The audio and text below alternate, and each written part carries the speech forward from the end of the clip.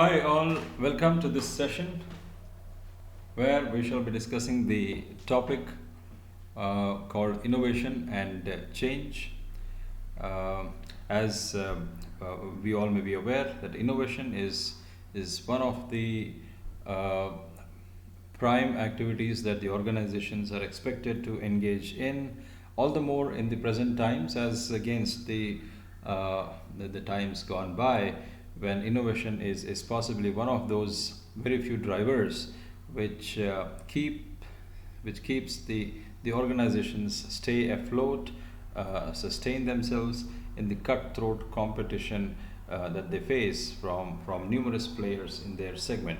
Let's see in at length as to what innovation is, what change is, and what are the various points of view to understand each of these topics, innovation and change. Okay, so the learning expected learning outcomes from this discussion, um, the the learners, after having listened to this video, should be able to explain why innovation matters to companies, explain how managers can effectively manage innovation, and discuss the different methods that managers can use to better change, to manage, to better manage change as it occurs. Right. So there we go. So what do we mean by organizational innovation? Uh, so as it defines the process of translating an idea or invention into a good or a service that creates value, or for which customers will pay. So not every new idea or not every creation can be called an innovation. Innovation has to be, of course, it has to be something novel, something new, and it has to add value to the offerings of the company to its customers. So, and it has to bring back the economic value to the company in form of the revenues or in form of the profits that they seek from their clients or customers. So that's when you call an idea converting successfully into an innovation. To be called an innovation, an idea must provide an economical cost, right, and must satisfy a specific need. So the economic value add um, to the company is a must to be called an innovation.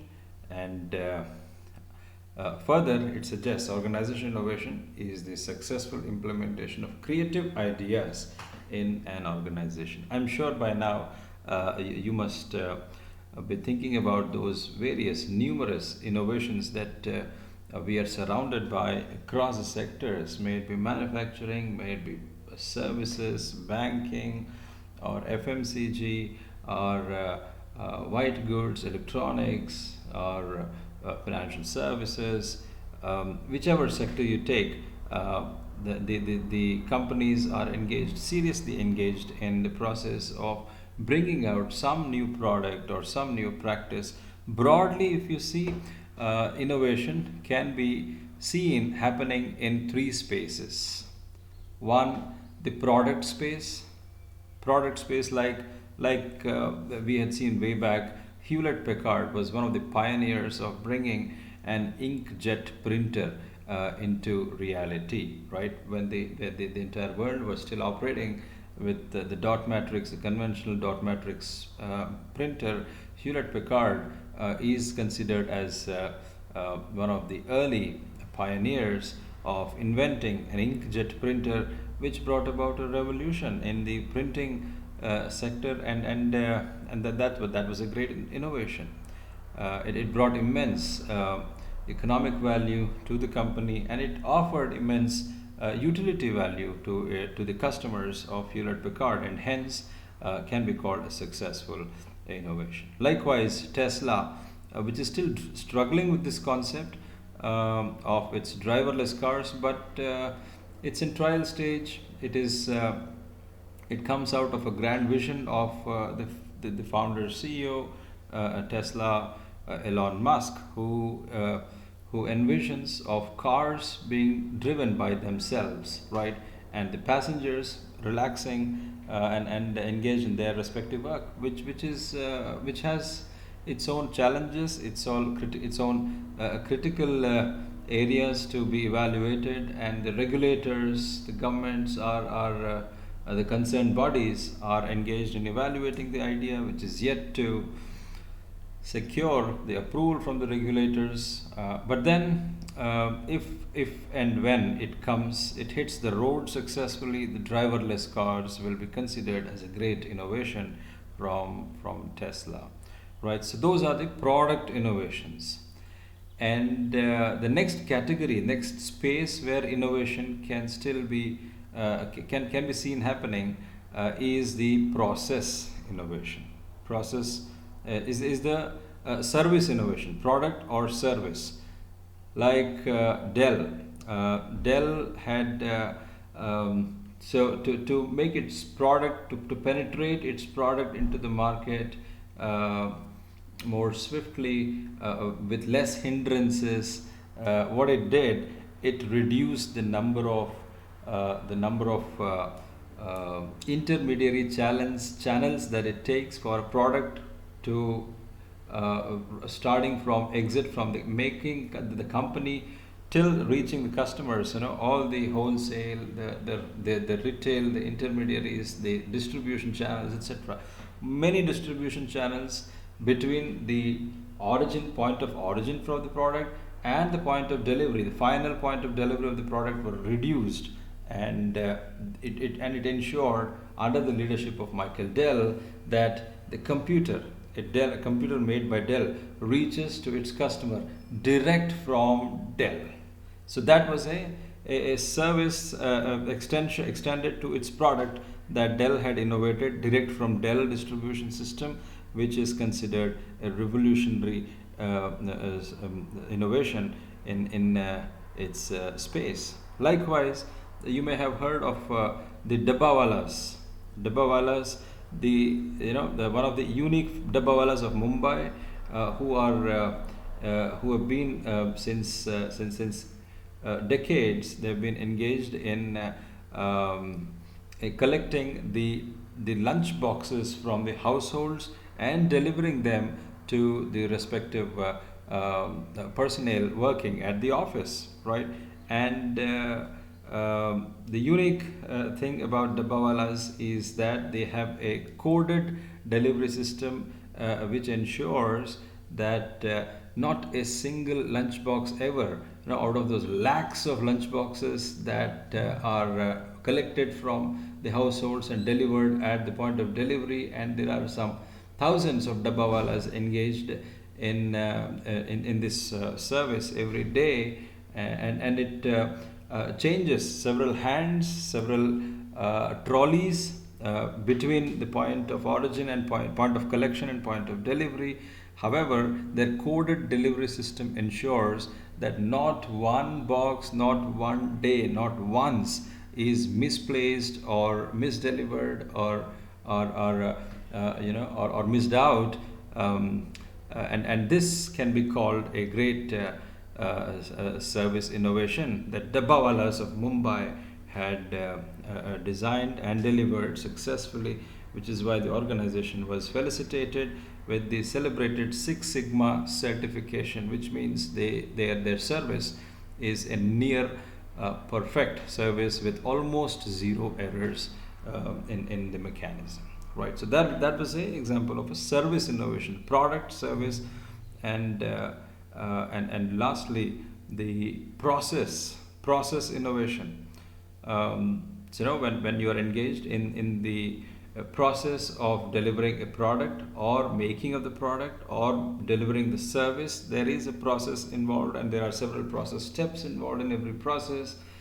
And any innovation that streamlines the process, that improves the process, that minimizes the errors in the process, or that optimizes the process further, or that adds efficiencies to the process, can be referred to as a process innovation, right? For example, Six Sigma, which is a celebrated quality initiative, an innovation by Motorola. We may recall Motorola is a telephony company, which was the first to bring about this concept of Six Sigma, which was later embraced worldwide. Six Sigma is nothing but it's a process innovation which ensures that the number of the quantity of output, whatever output it is coming out almost error free. What is Six Sigma? Six Sigma here means the three sigma on left and three sigma on the right side of the normal distribution curve, and which means not more than three errors in a million output is what is meant by Six Sigma, and which was considered an extremely rigorous process, a process perfection, which was embraced by many companies, and it's not an easy job to attain a certification in Six Sigma, which means the company or the process has attained the status of almost zero error output, right? Likewise, General Electric is known for many process innovations like boundaryless workouts, etc. So boundaryless is a cultural initiative at General Electric under the leadership of the then chairman Jack Welch, who was a little unhappy with the number of hierarchical levels that General Electric was operating with, and the silos or the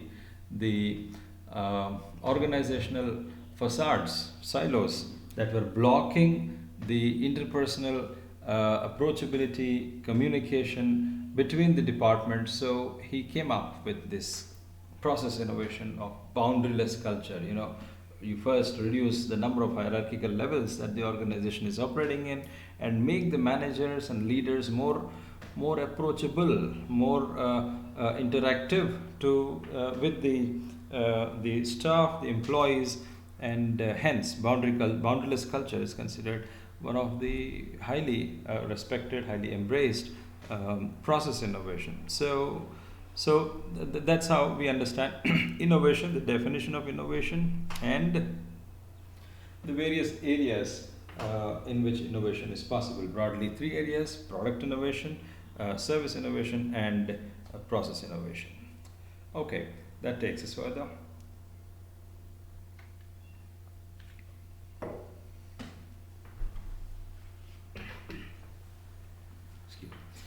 So that shows what makes innovation an imperative, what makes innovation a must for any organization, irrespective of the activity that it is engaged in. It could be a product company, it could be a service company, it could be a consulting company, whatever the nature of the company. Innovation is a must, as you can see the graph which was propounded by a management theorist called Richard Foster, who visualized based on his research that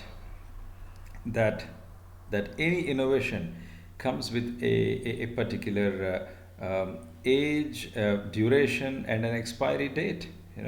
And those two curves that you see, each curve represents the life of an innovation, the moment from the origin of the innovation. You look at A, and then it is growing.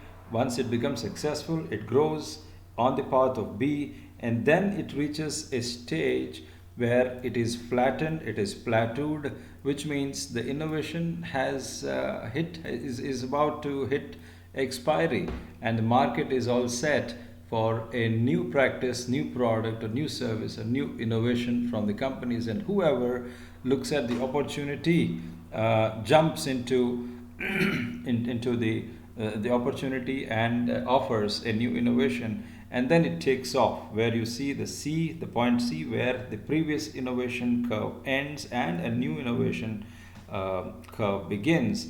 And that's the way you see. Like, for example, you may have seen, we had seen the world listening to the music through music players, and way back about 30 years ago we saw Sony coming up with a revolutionary music instrument which was not confined to the tables or living rooms, but which could be fitting into your pocket and you can walk away listening to the music, right? Which is a Walkman, Sony's Walkman. So that was a disruptive innovation that shook the market of music players, and thus Walkman became the market leader. And it stayed as a market leader as long as Apple came up with another innovation, shrinking the product all the more, which can fit into your palm. And not only that, there was there was another disrupting feature about this innovation from Walkman to iPod, which is the music, the the technology of music has transformed from analog to digital.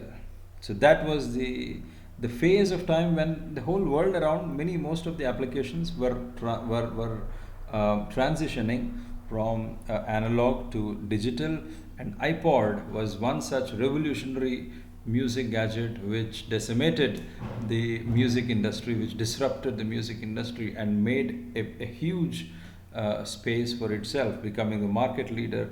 Apple's iPod, which generated music digitally and which shrank the size of the music playing instrument to as small as less than the size of a palm, right? So that's how you saw how innovation through the times, through the ages, changes the names, shapes, and faces and the forms, and how maybe if you look at music player, who were the players, the names of the players were like Panasonic or National or some of those, Philips. Whereas when it came to Walkman, one leader who shook the industry, it was Sony, right? And when it came to iPod, it was an invention and innovation by Apple. So whoever observes the opportunity for an innovation, they catch up with the new wave and they engage in inventing or innovating something new and offers to the market with immense value to the consumer and immense economic value to the company, right? Likewise, some of more examples that you can realize: cord phone. We have seen the cord phone with the dialing system, as you may remember, which transitioned to cordless phone. You know, the cordless phone, the cord was gone, the dialing was gone, the numbers got stuck to the belly of the phone, and which also had a limitation. It had a limited radius that it could be rotated around, it could be moved around. Whereas the next generation revolution was a mobile, seamless portability, seamless utility, and multiple utility through the mobile, which again saw various generations of updating. Like we saw the resource mobiles, we saw the smart mobiles, VR of course, and along with the mobiles, we have been seeing the generation of technologies of in the telecom that equip mobile with the advanced communication systems, right? So likewise, we have seen the gasoline engine has ruled the vehicles on the road for decades, many decades. Now the whole world is gradually transitioning into the lithium batteries, the green hydrogen, some of the names that you can hear around. So that's a innovation which is changing waves. You know, they originate, they grow, they stabilize, and then something new comes in, originate, grow, stabilize, and then decline. So that's a natural path. Likewise, in technology, programming languages, you may have seen, you know, when computer was new on the desktops, some of the programming languages that the programming on computer started with are things like disk operating system, DOS, COBOL, FoxPro, and then the next generation programming languages, more advanced, more sophisticated, namely .NET, Java. And now the world has become more open, more transparent, and hence the programming languages which are offered by the open source softwares like Python, Kotlin, etc. are gaining prominence. So the point that comes out clearly in this is innovation is a must, and any innovation is only temporary.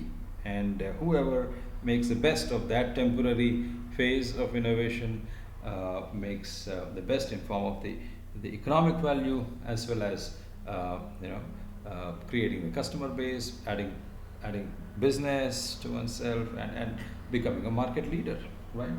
So that's about the S curve and the technological innovation that we can see in the real world. Okay, so that introduces some of the components required for creating innovative or creative environments in the organizations. As you may realize, organization itself should be encouraging. What do you mean by organizational encouragement?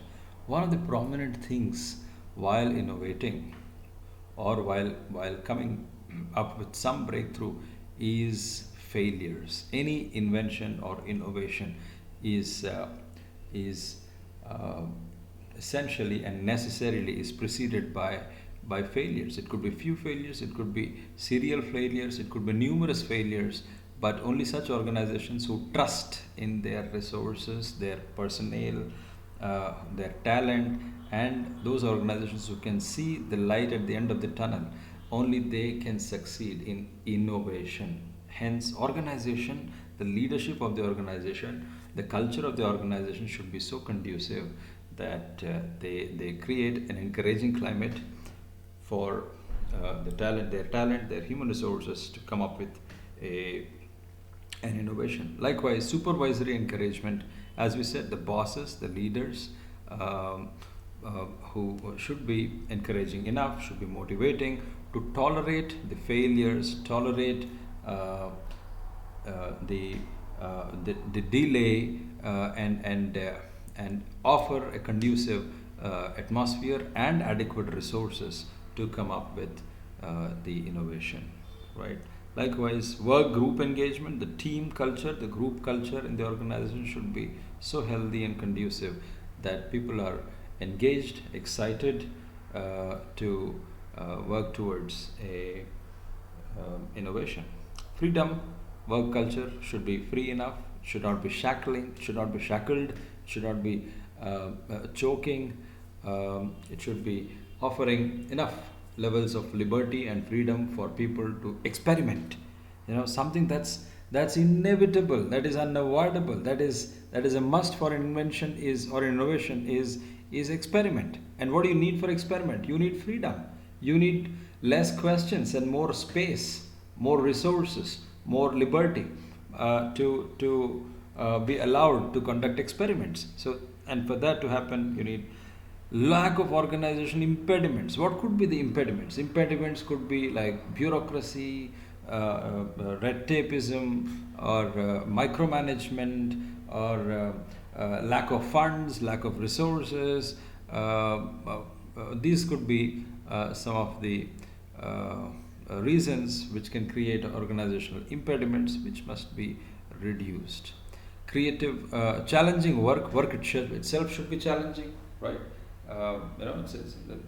Innovations cannot be created out of some cakewalk, easy peasy kind of task, and the work itself should pose challenges to the personnel, and thus we expect innovation. So those were some of the components essential for creative work environments.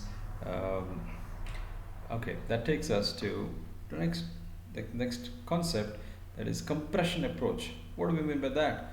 Compression approach is one of the points of view, one of the ways of looking at innovation, which assumes that innovation is a predictable process, that incremental innovation can be planned, and that compressing the time it takes to complete steps can speed up innovation. So the assumption may be debatable. It is not claiming to be the best assumption or the best way of look at innovation. There may be people who might argue and debate the limitations in this point of view. However, this is one take that people have chosen to argue, to debate about, which assumes that it's a predictable process, and some of the changes, some of the aspects in regard to this approach we see are the um, generational changes, namely uh,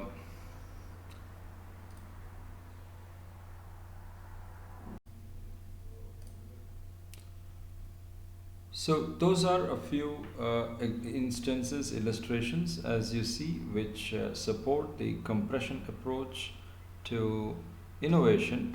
Like one of those is uh, generational change. So as you see the workplace witnessing uh, change in generations, namely X generation X to generation Y to generation millennials, and as you may be aware that the generation the span of attention, the levels of engagement of the millennials is significantly lesser as compared to generation X and generation Y, and this is what gives rise to a possibility that innovation can be planned as an incremental approach rather than looking at it as an elaborate, exhaustive, time taking, and unpredictable process, right? Likewise, one more illustration: supplier involvement. So this comes out of a basic premise as to you don't need to make everything that you sell. So there are companies which are huge brands, world's most popular brands, but then they don't make these products that they sell. That's one of the um, incremental innovation that they have offered to themselves by not engaging necessarily into whatever they make. Say, for example, iPhone is uh, one of the biggest brands in the world in the mobile sectors. But then, does Apple make iPhone? Not. We know that iPhone is the body, the case of the iPhone is made by this company called Foxconn, and hence Apple can concentrate better, can engage itself better in the improvement of technology part, so that the physical paraphernalia, the physical peripherals of the phone is made by someone else at a lot lesser cost and with much greater perfection, right? So that's likewise. You may have heard of these popular sunglasses or shades called like Ray-Ban or Police, or Oakley. Do you think they make their own sunglasses? No, there is a Italian company called Exotica, which is a one of the most one of the biggest sunglass makers in the world, and which is a supplier to all these branded sunglasses companies. So that's one way how you can compress innovation by you engaging in your core area and outsourcing a certain part of your product to certain iterative, repetitive, and a predictable part of your product to a supplier, right? Likewise, shorten the duration. So, with the advent of various process innovations like Agile, Kanban, or Lean, these are some of the most popular process innovations which make a huge project look like some of many shorter projects. They chunk a huge project into projects of shorter durations and shorter sizes, so that innovation can happen in any of these iterative subcomponents, and it can add value and incremental value to the overall project. So that way, through generational change or suppliers involvement or shortening the duration, some of the ways in which companies can add value, incremental value in a predictable way to the organization in form of an innovation. Another point of view that comes into picture here is an experiential approach. So as against compression approach that we have just learned, experiential approach suggests or assumes that innovation is occurring within a highly uncertain environment. The key to fast product innovation is to use innovation, flexible options, and hands-on experience. So this might be applicable to some companies which are engaged in such rigorous technical product or the the products that are based on intense domain knowledge or subject knowledge. For instance, the design iteration is one way in which innovation is seen to be a continuous process which is operating in a highly uncertain environment. So you have seen design iteration. What do you mean by design iteration?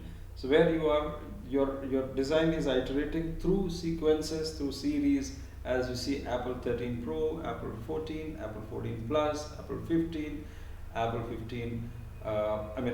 iPhone 13 Pro, 14, 14 Plus, 15, 15 Pro. All these are various iterations of the same product which keep coming sequentially, one after the other.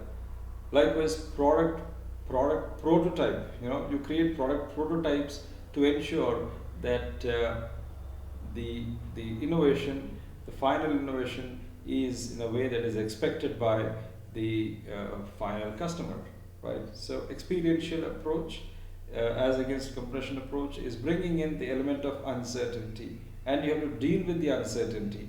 And innovation, it assumes that innovation is not a cookie cutter kind of approach where you put things and you just put it as throughput and the output is an innovation. That's not that's not how you can see innovation happening.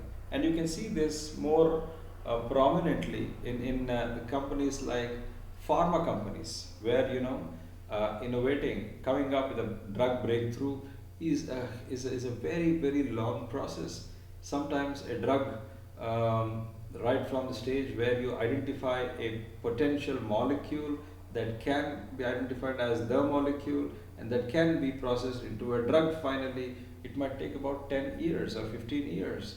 There's a rigorous process involved which has to go through various tests, evaluations, quality checks, multiple iterations, and hence from the point of view of these sectors or these kind of companies, innovation can also be seen as an experiential approach rather than a compression approach. You cannot put pressure on a pharma company by whatsoever means, and you can't expect them to come up with a drug in a year or two, right? Because there's a long approved authentic process rolled out to ensure that the right drug hits the market without any potential damage to the health of the consumers. So you need to create prototypes, you need to test it through various stages, various types of tests, and then so one of the things that can also add is to create multifunctional teams, right? By composing teams in such a way that people from across departments, across the verticals form a team and can look at the prototype or the problem at hand or a potential innovation from various points of view. So the cross-functional expertise and the diversity in the teams helps in making innovation much more effective, right? So that was an experiential approach after the compression approach. So that was essentially about innovation, and that brings us to change, right? As they say, change is probably the only constant thing around us.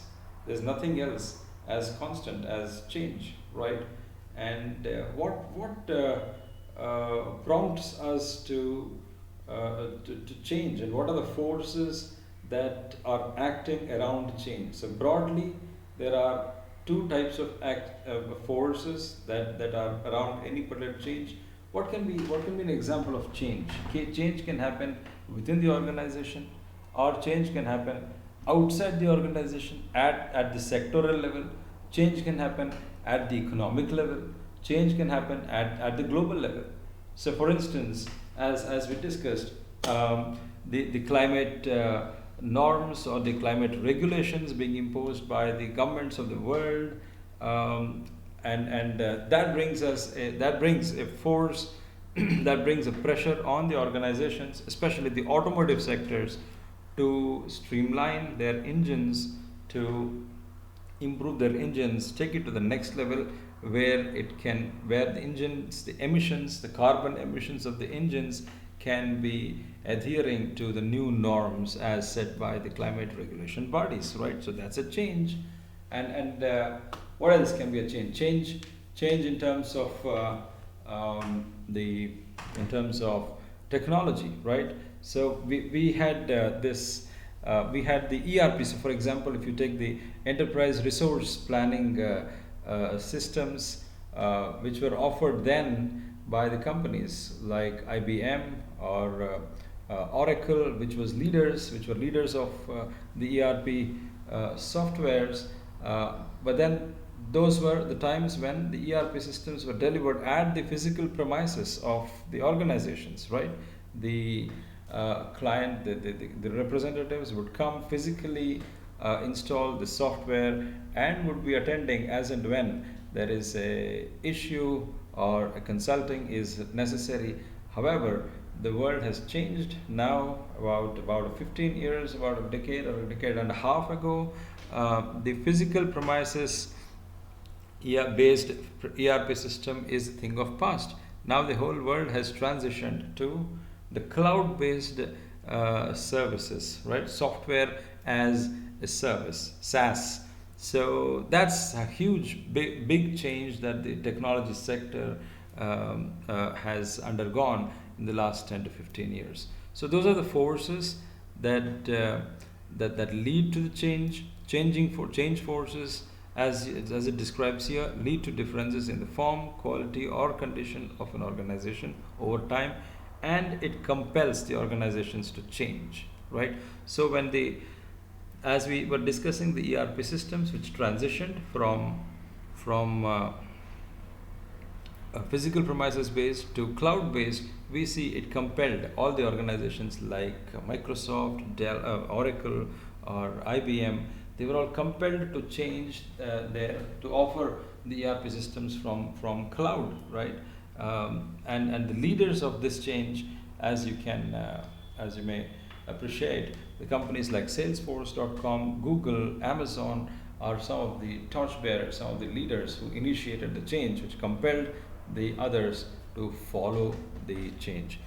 Another set of forces can be the resistance forces caused by people who resist to change. Change is not very comfortable often, and there is always resistance from people because they have to shake themselves up. They have to displace themselves from the old technology to the new technology, old process to the new process, old methods to the new methods, and changing from anything old to anything new, unknown, uncertain is a thing of discomfort, and hence it brings in resistance from people, and it delays the process of change, right? So resistance to change can come from self-interest, misunderstanding, and distrust. We don't know, what is lying on the other side of the change. Is it going to take my job off, or is it going to make me redundant, or is it going to make me irrelevant, or is it going to cause a lot of discomfort to me? So these are the kind of questions which might pose misunderstanding and distrust between the employees and the organizations. Generally, there is an intolerance, as we said, as we just discussed. Change is about discomfort. Change is about shaking things up, and which many of the people are not ready to undergo, and hence there is a general intolerance towards change. So these are the forces around change, forces in favor of change, and the forces in resistance to change. Okay, so that suggests a quick brief model that explains as to how to make change happen. So, firstly, realizing that there is a compelling need to change, we have to unfreeze. It's time to unfreeze. Let us agree. Let us accept that the technology that we are living with, or the process that we are living with, is a thing of past.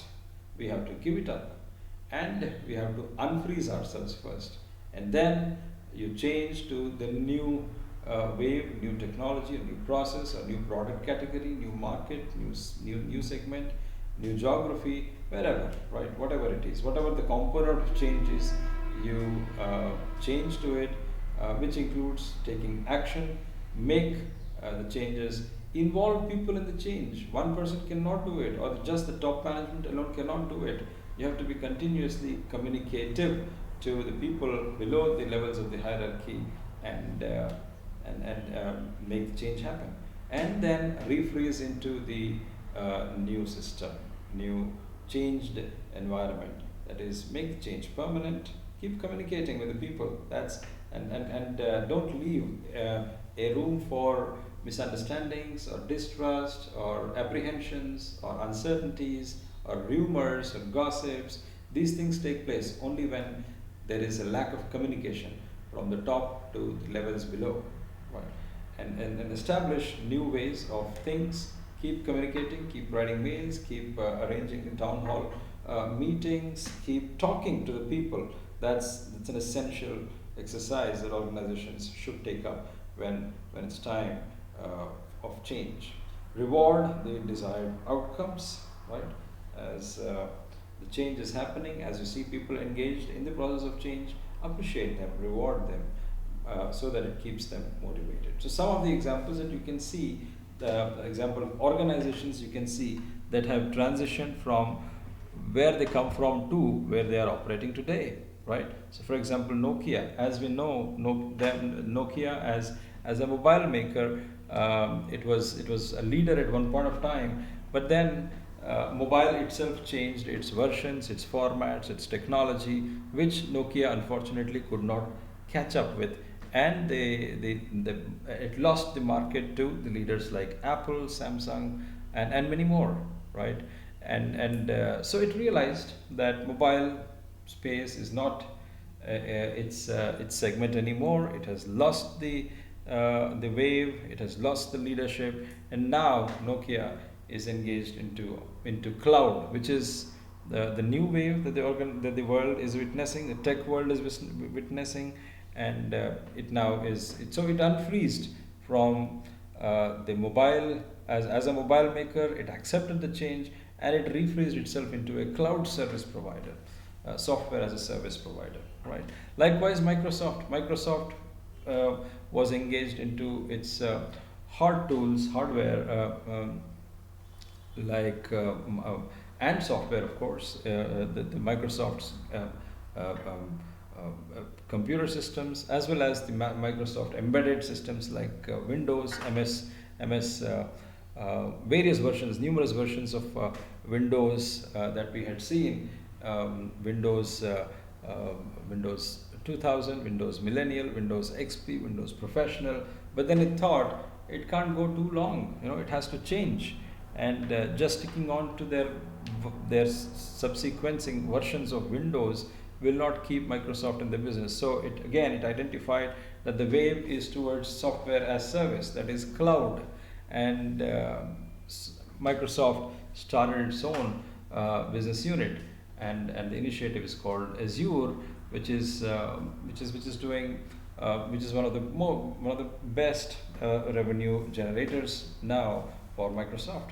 Likewise, ITC, Indian Tobacco Company, which started its business with tobacco, but then in the recent years, about a decade and a half or so, it realized that the campaign around the world against the consumption of tobacco is on the rise, and the consumption of tobacco itself is on the fall, and it realized fast that if it sticks on to tobacco in the future years, it may lose its ground at a very accelerated pace. So what it did, it unfreezed itself from tobacco. It didn't stop completely, but it reduced its attention towards making tobacco, and it spread its presence into the FMCG sector, the stationery sector, um, the food and beverages sector, right? So and it started, it accepted the change and it refreezed itself into the new segments. Likewise, Wipro, I don't know how many of us are aware of this story. Wipro, it didn't start as an IT firm.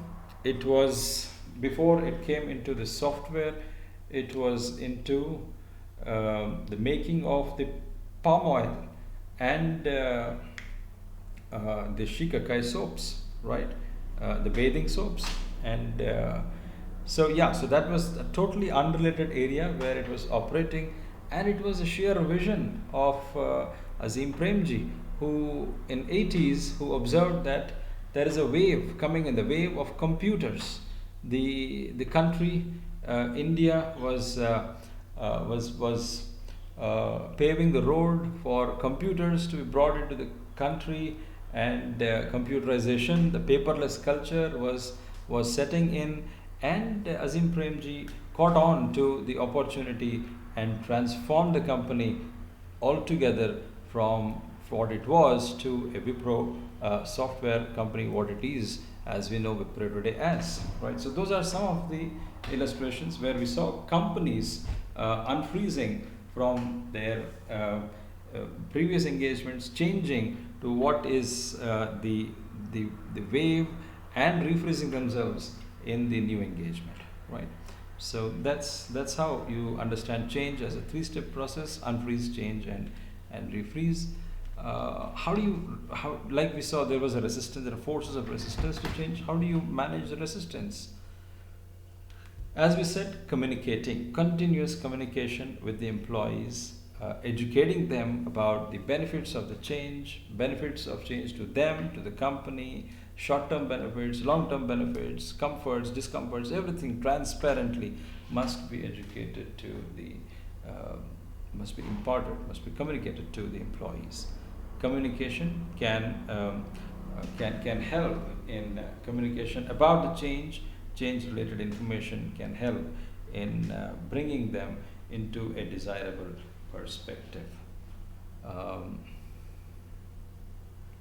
so allow them to participate, instead of keeping the employees at a hand's distance. Allow them to participate in the deliberations, in the discussions, in the arguments, in the brainstorming sessions as to what they feel about the change, how can they make the change better, what are their ideas, right? So for instance, we can suggest an illustration in this regard about the Nissan Motors when it was about to hit bankruptcy in 90s, and it was then led by its then CEO Carlos Ghosn, and one of the Carlos Ghosn, and one of the best one of the initial initiatives that he had taken to manage change without resistance was to call for all those possible ideas that employees can think of that can contribute towards a successful turnaround of Nissan Motors from a loss-making auto making company to a profit-making company. And more than 1,000 ideas were gathered from the employees, and it was from those ideas which Carlos Ghosn used to draw his popular NRP Nissan revival plan, and which motivated the employees, which took the change ahead collectively by the leadership and the employees of the organization alike, with minimal resistance. Likewise, let employees discuss and agree on who will do what after change. So transparency and communication are the must for a change to happen without. And the last, of course, the last and the least possible option to make the change happen is by coercion, right? Though it is mentioned here as a way to manage resistance, but this is not desirable unless the situation is extremely chaotic, extremely out of control, when coercive tactics, coercion means by force, by pressure, intimidating upon the employees, but it may not function, it may not operate successfully in all the scenarios. Okay, so that brings us to the close. So that was innovation and the various dynamics around innovation, and that was change, various dynamics around change. So that brings us to a clear understanding about the two concepts.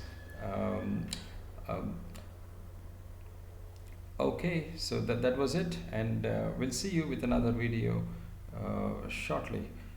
For more videos, sign up to the subscribe to the channel so that you have access as and when the new videos are uploaded onto the channel. Thank you all.